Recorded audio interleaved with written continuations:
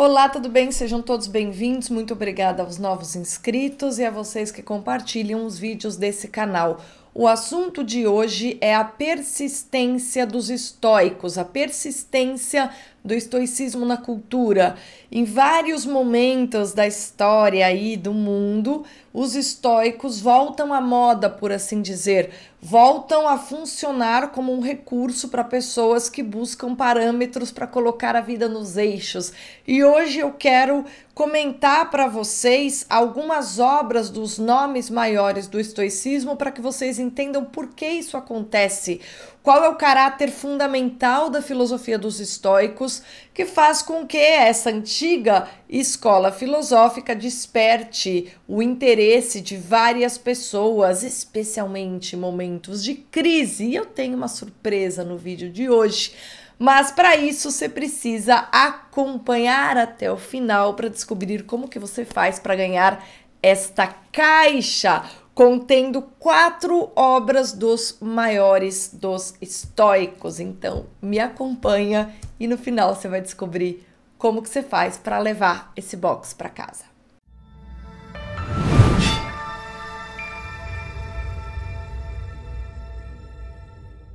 O estoicismo nasce na Grécia. O seu fundador é Zenão de Cítio. A escola dos estoicos tem esse nome porque os encontros entre Zenão de Cítio e os seus discípulos se dava na Stoa, um lugar ali de Atenas. Os precursores do estoicismo, ou muito mais, a escola da qual ele deriva é a dos cínicos. Eu já falei sobre os cínicos aqui neste canal, procurem os vídeos antigos. O cinismo é uma escola filosófica peculiar, uma vez que ela não deixa absolutamente nenhuma doutrina, querendo repetir o feito de Sócrates de ter na sua vida a própria filosofia, de maneira que a prática e as pequenas atitudes que os cínicos tinham em Atenas era o que eles consideravam a sua filosofia. Evidentemente, comparando-a com a filosofia socrática, ela é um pouquinho humorística, tá? Os cínicos são os inventores, ou pelo menos os inspiradores da tradição satírica, porque no final das contas eles eram grandes humoristas com tendências à filosofia. São os palhaços da filosofia no melhor sentido do termo, uma vez que sem os palhaços, o que seria de nós diante das mazelas da condição humana? Os estoicos, por sua vez, entendem a importância de explicitar o que se chama de dimensão existencial da filosofia. O que é que o aprendizado da filosofia, a prática da filosofia tem a ver com a nossa vida? Porque a filosofia nos auxilia a encontrar a trilha rumo à felicidade, entendida a felicidade como um horizonte de busca, evidentemente, e não como algo passível de ser conquistado pelos seres humanos, mas um horizonte do qual é possível participar. Bem, os estoicos compreendem que fundamentalmente, como já disse Platão, como já disse Aristóteles, o que os seres humanos buscam é a felicidade, nada mais importante do que deixar bem claro para os homens qual é a forma de se alcançar a felicidade. Então, no momento que nasce o estoicismo, já há um assento na dimensão existencial da filosofia. Não significa que os estoicos não questionassem outras escolas, dimensão cética, não significa que os estoicos não tivessem sua doutrina, dimensão doutrinal. Os estoicos têm uma doutrina clara que, tendo sido formulada pelo Zenão de Cítio e os herdeiros da sua escola, será recapitulada pelos estoicos romanos. Os nomes principais entre os estoicos romanos são Sêneca, Epiteto e Marco Aurélio. Portanto, é justamente deles três que nós temos os registros mais valiosos para entrar em contato com o que foi o estoicismo, uma vez que de Zenão nós temos poucos fragmentos. E daquele que herda sua escola, Cleantes de Assos, nós temos também muito pouco, nós temos um hino. Sêneca, por um lado, tem um estoicismo sui generis. Ele é um filósofo, ele é um homem político, ele foi o tutor de Nero, ele governou o Império Romano. E Sêneca é um estoico, mas com acento eclético. Ele absorve algumas outras tendências à sua filosofia, enquanto Epiteto, que é um homem de origem curiosa, porque ele foi escravo e depois é liberto, ele nasce um escravo, e Epiteto se refere justamente à sua condição de escravo. Epiteto, digamos assim, recupera a dimensão das doutrinas do estoicismo puro, do estoicismo grego, e Epiteto forma uma série de discípulos, entre os quais aquele que formará Marco Aurélio, criado desde o início para ser imperador, e que tem uma importância fundamental porque Marco Aurélio não é um sábio, é um homem buscando a sabedoria e buscando a felicidade por meio da filosofia estoica. Então, digamos que Marco Aurélio foi o mais célebre praticante do estoicismo, que deixou um registro do que é esse meio do caminho entre você ser um homem envolvido nas piores mazelas, mas buscando a sabedoria. As meditações de Marco Aurélio são o registro deste trajeto. Epiteto, por outro lado, não deixou nada escrito, mas as suas aulas foram registradas por um discípulo atento, e o nome desses registros são as conversas, as diatribes, as conversas entre Epiteto e os seus discípulos. Dessas diatribes, que constituem um livro do qual sobrou-nos algumas partes, mas partes suficientemente densas para que a gente tenha acesso aí às doutrinas dos estoicos, foram retiradas máximas que compõem uma espécie de manual para bem viver. E o nome deste livrinho é Enchiridion. O Enchiridion de Epiteto, portanto, é o seu conjunto de máximas que podem orientar a vida prática de um homem. E esse é um livro que foi traduzido pelo nome A Arte de Viver, pela editora Camelot, um dos livros que está no box que eu mostrei no comecinho. Tem, inclusive, um prefácio da Lúcia Helena Galvão Maia, professora de filosofia da Nova Acrópole, que tem ótimos vídeos no canal da Nova Acrópole aqui no YouTube, que você provavelmente conhece, tá? De maneira que há uma preocupação dessa editora em apresentar, em colocar no contexto essa obra de Epiteto, e você tem comentários, além de um prefácio. Como vocês podem ver, é um livro curtíssimo, porque o Enchiridion, o famoso Enchiridion de Epiteto, nada mais é do que um conjunto das máximas extraídas das diatribes, tá? Nós temos aí um professor que faz um trabalho extraordinário, Aldo Dinucci, que ele está traduzindo as diatribes e já traduziu várias partes, etc. Eu tenho o conjunto dela na minha edição da Pleiade, chamada Os Estoicos. Aqui eu tenho Marco Aurélio, aqui eu tenho as diatribes, aqui eu tenho Sêneca, até uma parte de alguns livros do Cícero nos colocam em contato com a doutrina dos estoicos, porque o Cícero, em algumas das suas obras, recapitula a doutrina do estoicismo grego. Por isso que o Cícero foi também um importante mediador entre o estoicismo grego e a cultura romana. Como vocês sabem, Cícero foi um grande tradutor da filosofia grega e do pensamento grego e da cultura grega para o mundo romano. Ele é anterior ao Império, na verdade ele é alguém que morre justamente quando o Império está ascendendo, ele é morto, né, por uma das figuras políticas importantes aí, naquela fase de transição em que os romanos passam da República para o Império, Marco Antônio. Mas Cícero, contudo, teve o papel fundamental de traduzir para o mundo romano, para o latim, encontrar as palavras, redesenhar a língua latina para que ela pudesse abarcar a cultura grega, certo? Contudo, durante o Império, o estoicismo encontrará maior popularidade e terá em Sêneca um dos seus maiores nomes, seguidos depois aí pelo Epiteto, que teve em Marco Aurélio um seguidor.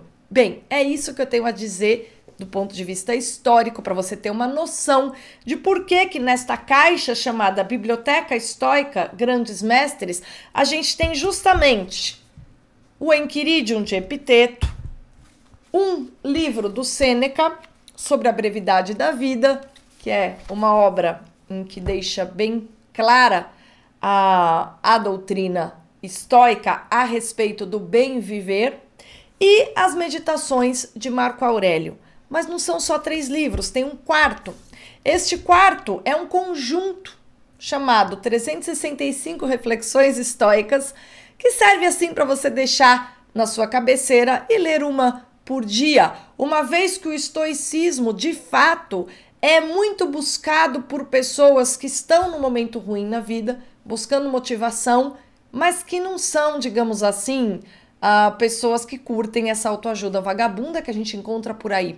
Uma vez que a autoajuda é a vulgarização de um dos aspectos da filosofia, que é reconciliar o homem com o mundo, explicando para ele como se colocar na vida e como entender qual é o seu papel, como se compreender enquanto parte de um todo, por meio da compreensão desse todo e do seu lugar enquanto parte desse todo.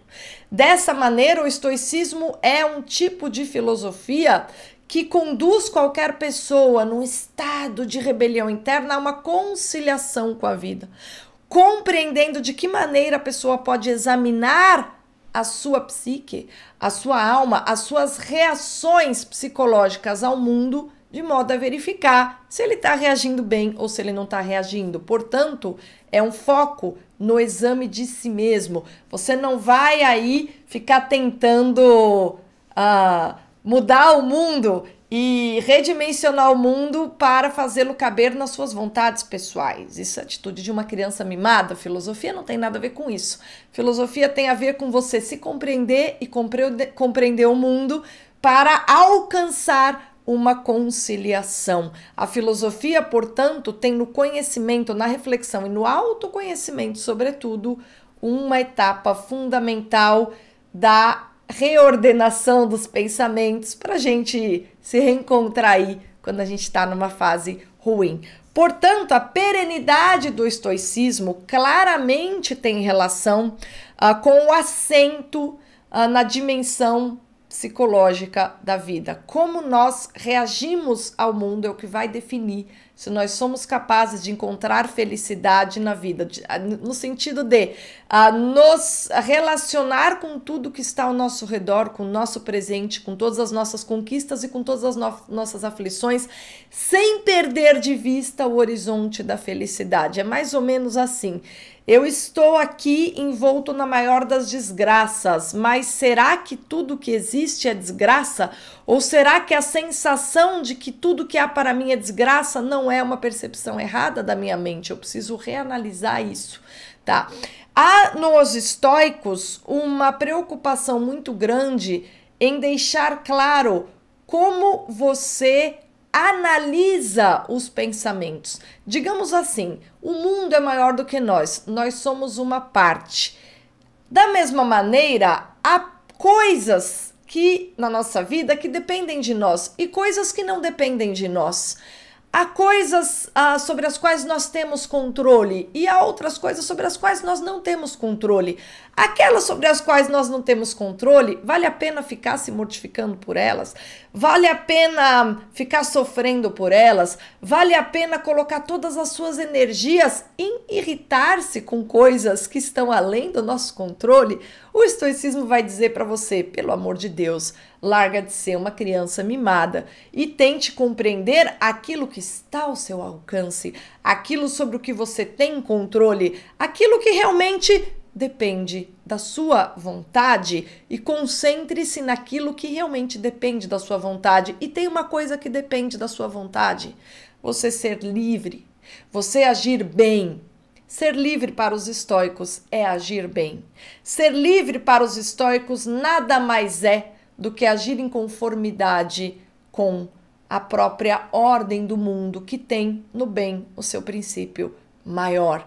Portanto, ser livre está ao alcance do homem, mesmo o homem acorrentado, porque depende o quê? Do nosso pensamento, da nossa capacidade de compreender quem nós somos na ordem do mundo e o que realmente depende de você e o que não depende. E a moralidade é aquilo que depende claramente de nós, que está absolutamente atrelado à nossa vontade. O ser moral sempre, não importa em que situações você estiver. Aí vocês entendem porque Marco Aurélio, que foi imperador, diga-se de passagem, um dos grandes imperadores, chamados um dos 3 bons imperadores, tá? Marco Aurélio governa o Império Romano e na época em que ele governa, o Império Romano tem uma fase de prosperidade e de uma certa tranquilidade. Marco Aurélio passa grande parte da sua vida como general nas fronteiras, mantendo ali protegidas as fronteiras do Império Romano para que as cidades não sofressem com as invasões.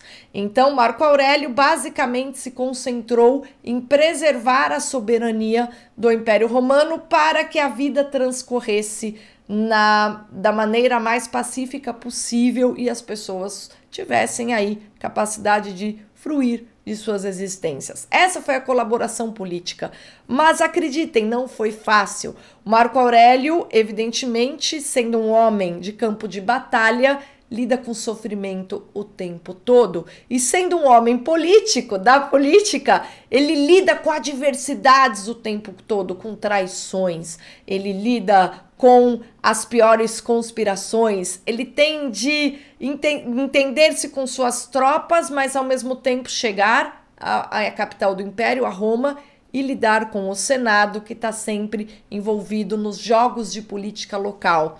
E ele considerava isso a pior das mazelas, tá? E é justamente nesse conjunto de adversidades que ele encontra por estar na posição máxima do Império Romano que ele vai apelar ao estoicismo para buscar sabedoria em vez de se deixar afundar nas mazelas e deixar-se levar pela onda de adversidade que está no mundo, mas não necessariamente precisa estar dentro de nós, porque nós temos, sim, possibilidade de educar a vontade. Portanto, a perenidade do estoicismo também se relaciona com o foco dessa filosofia em deixar claro aos homens como eles educam a vontade para alcançar o autocontrole. O autoconhecimento que permite o autocontrole traz para cada homem a medida sobre si mesmo diante do mundo, de maneira que você vai alcançar aquela conciliação de que eu falava no início desse vídeo. Para dar alguns exemplos de frases dos estoicos, eu separei algumas para vocês, tá? Vamos aqui dar uma olhadinha nessas 365 reflexões estoicas para vocês entenderem por que tanta gente, em momentos de dificuldade, acham sensacional ler os estoicos. Já me aconteceu. Isso acontece com todas as pessoas que certamente entendem que diante de momentos ruins da vida é preciso, antes de mais nada, você valorizar o que você tem, você olhar para o presente, você entender quem você é e tudo aquilo que realmente depende de você. Porque o que não depende de você simplesmente vai te deixar preso num círculo de remorso que só vai te destruir cada vez mais, tá? E o estoicismo é, digamos assim, um conjunto de lições práticas que te ajudam a não cair neste martírio. Se você voltar sua atenção, diz Epiteto, para as coisas exteriores, para o prazer de qualquer pessoa, esteja certo de que terá arruinado o seu propósito de vida. Contente-se, então, em ser sábio. E se você deseja parecer assim para alguém, pareça assim a você mesmo. E isso lhe bastará. É uma maneira de convidar as pessoas a olhar para o interior. A gente percebe claramente que também o estoicismo é uma das filosofias gregas que saem da matriz socrática, porque tem no autoconhecimento basicamente o início de tudo. Eu separei também uma máxima que eu achei muito bonita do Marco Aurélio, sobre o qual, aliás, eu já dei um curso. Se você é meu aluno na plataforma de cursos brunatorlai.com.br, se você entrou na plataforma porque você fez aquele meu curso em que eu examino todos os diálogos de Platão, não deixe de clicar no módulo Estudo do Texto Filosófico. A parte 3 do curso Estudo do Texto Filosófico é um exame integral das meditações de Marco Aurélio. E por meio do exame das meditações de Marco Aurélio, eu fiz ali o meu curso sobre estoicismo, em que eu falo de maneira mais aprofundada sobre cada um dos componentes desta filosofia que tem sido tão importante, né? Porque ela tem esse caráter universal que a faz persistir em todas as épocas. É engraçado porque não à toa Zenão de Cítio já é um filósofo que vive sob o chamado helenismo, sob aquele momento em que você não tem mais o predomínio das cidades-estado, você não tem mais Atenas, Esparta, etc. Você tem uma espécie de grande caldo cultural de cidades que perdem a força especial e começam a ser absorvidas num primeiro momento ali pelo Império de Alexandre, e depois, com o tempo, elas serão assim a parte de Roma ou um protetorado de Roma, e no final das contas tudo será território do Império Romano,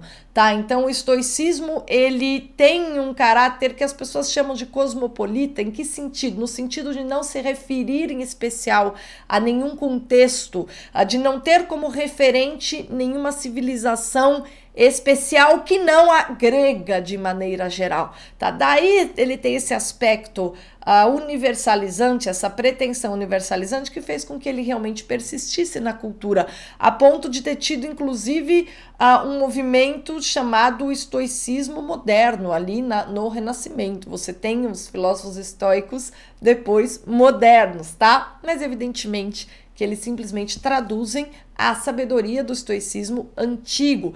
Mesmo durante a cristandade, quando o cristianismo se estabelece como a religião que de maneira perfeita entrega ao homem aquilo que ele precisa para lidar com a condição humana, tá? Ainda assim o estoicismo permanece e aparece, por exemplo, nas trocas de cartas entre algumas figuras importantes aí da cristandade, tá? O estoicismo, evidentemente, já não vai ter durante a cristandade o valor de religião que tinha para homens como Sêneca e Marco Aurélio. A aristocracia romana que exerceu o poder tinha com o estoicismo uma relação de religião, tá? Eles faziam do estoicismo o seu apoio, o seu conjunto de doutrinas que lhes permitia sentir-se conectados com o todo. Então eles tinham uma relação religiosa. Evidentemente que quando surge o cristianismo e ele se expande e conquista tudo aquilo que antes foi Império Romano, o estoicismo volta à sua posição de filosofia, mas ele permanece na cultura. E muitos daqueles que eram estoicos, inclusive, absorvem muito mais o cristianismo porque eles encontram ali na relação vertical entre o indivíduo e Deus aquilo que o estoicismo não tinha como oferecer, né? É algo menor do que o cristianismo, então volta à sua condição de filosofia, mas não se perde, tá? Permanece na cultura porque tem esse caráter, essa pretensão universalizante. Marco Aurélio, no livro 5 das Meditações, diz o seguinte: o caráter de seus pensamentos mais frequentes será o caráter da sua mente.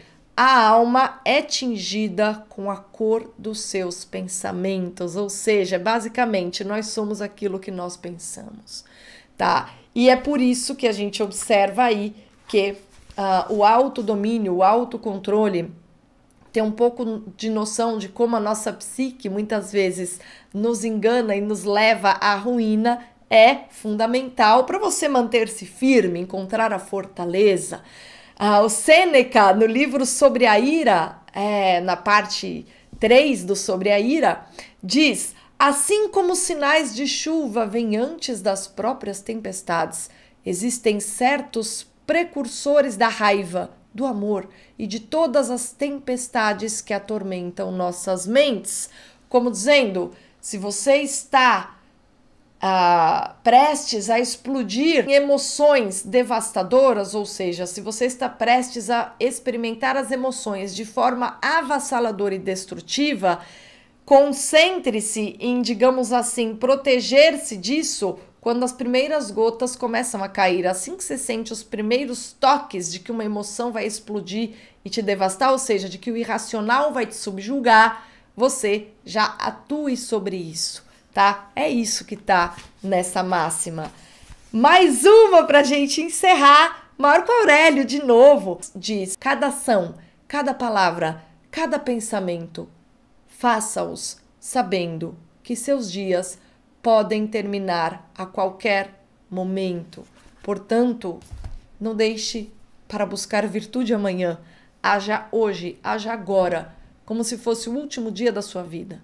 E o que você quer que seja a sua vida? A expressão de uma busca pelo bem, a expressão de um autodomínio que faz com que você seja livre, ou seja, haja conforme o bem, ou nada mais do que um saco negro de mazelas infinitas. O que você deseja deixar como legado, o que você deseja deixar como exemplo, o que você deseja ter como reserva de ânimo persistente, tá? Então, a relação entre as nossas ações, os nossos sentimentos e a maneira como nós controlamos os impulsos psicológicos que podem devastar a nossa racionalidade, avançar sobre a nossa racionalidade, deixando-nos sem proteção contra aquilo que nos torna passivos, isso aí pode fazer uma diferença enorme na sua vida.